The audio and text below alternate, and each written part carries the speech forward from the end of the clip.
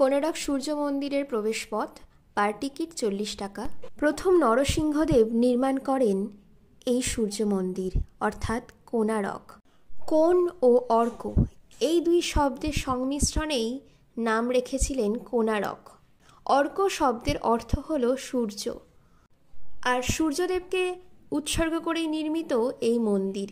তবে বর্তমানে এই মন্দিরের অবস্থা ভীষণই শোচনীয়।